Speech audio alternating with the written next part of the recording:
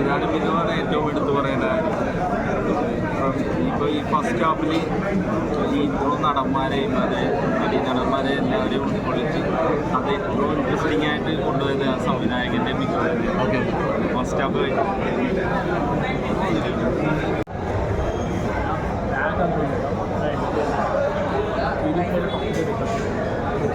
മലയാളത്തിൽ ഇത്ര സീരിയസ് ആയിട്ടൊന്നും പടമൊന്നും വന്നിട്ടുള്ളതല്ലേ? യാതൊരു ലാഗൊന്നും മമ്മൂക്കയുടെ ഫിലിമാണ്. ഫസ്റ്റ് ഹാഫ് തന്നെ മമ്മൂക്കയാണ്.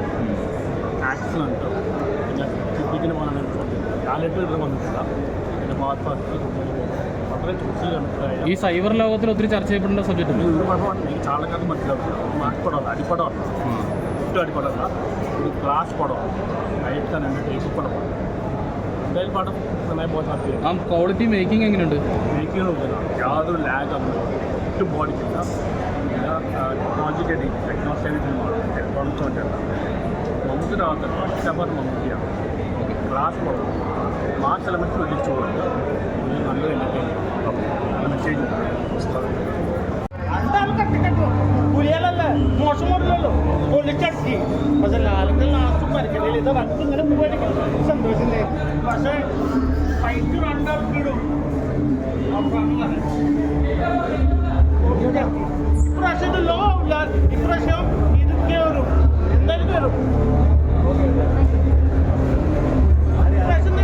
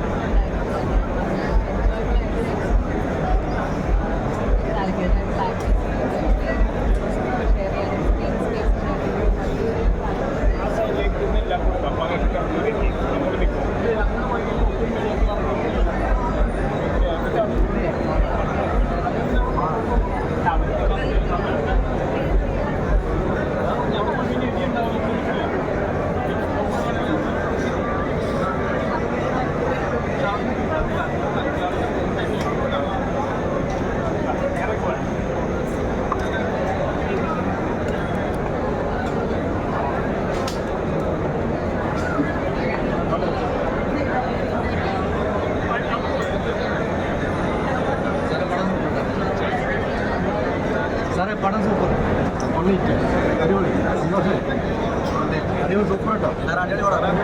150 വീതം നോക്കാം, അടിപൊളി, ഓൾ ദ ബെസ്റ്റ്.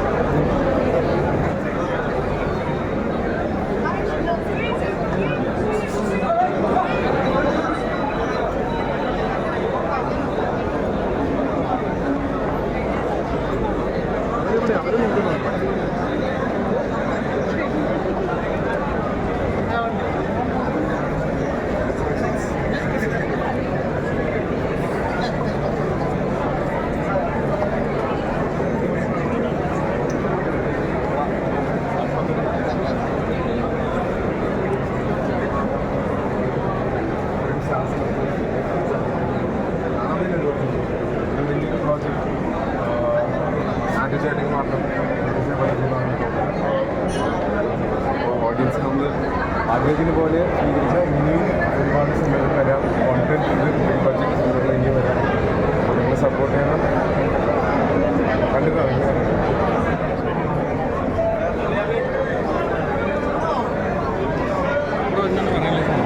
സന്തോഷം.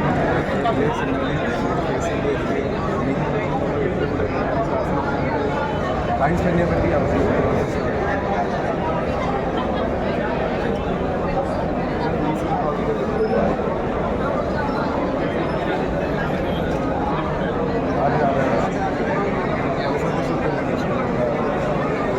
ആക്ഷൻ പ്രത്യേകിച്ച് ഫൈറ്റ് ചെയ്യുന്ന ആൾക്കാർ ആക്ഷൻ കാലഘട്ടത്തിൽ ലിഫ്റ്റ് ഒക്കെ അടിപൊളിയായിട്ട് നമ്മുടെ ഓഡിയൻസ് എപ്പോഴും കോൺഫിഡൻസ് നോക്കിയിട്ടാണ് ഒരു അഭിപ്രായം. ഇതൊരു കോൺഫിഡൻറ്റ് ഡ്രിവൻ മൂവിയാണ്.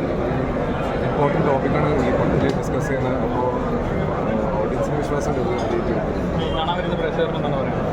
നമ്മളെ സപ്പോർട്ട് ചെയ്യാം.